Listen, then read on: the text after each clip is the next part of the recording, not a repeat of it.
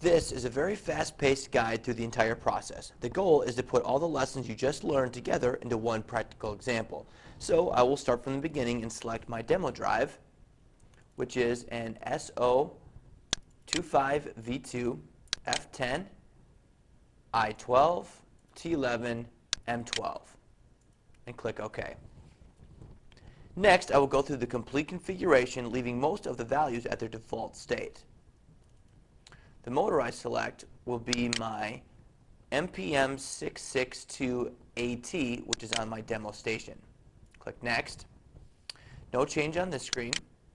I have no braking resistor. My inertia will be 20 for both my minimum and my maximum. Click Next. I will leave my scaling screen as is. I won't use a homing mode. I will leave my travel and limit settings at their default state. I will leave my jerk and accel ramps at the state they're at. My monitoring and limit settings will remain the same. My encoder simulation will be off. And I will not use RS-232 serial communications. And I will leave my profiles in absolute. My stop input will be profile will be terminated, and then my registration will be 0.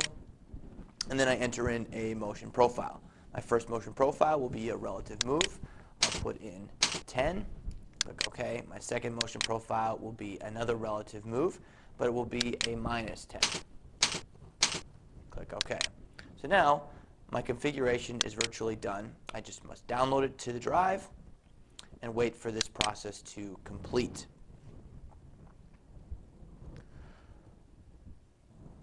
Now, once this is done, I should be able to enable the drive through inputs and select my motion sets and make motion.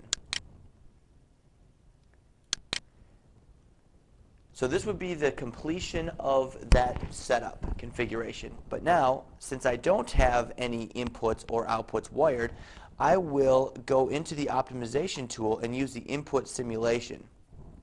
I will double click on the optimization window. I click on the setup tab.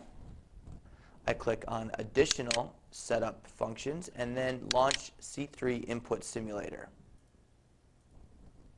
and hit execute. Now I can enable my drive by activating input 0. I now have holding torque on my drive.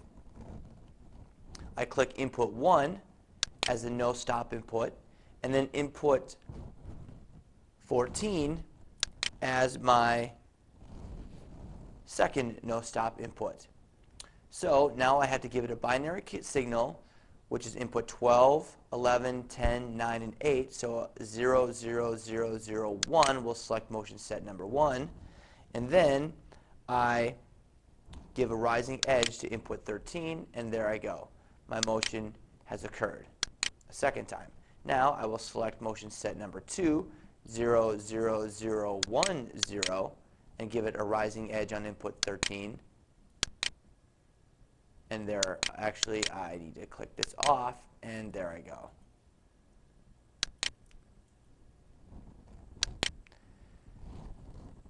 This has been an introduction to testing the i12T11M12 drive.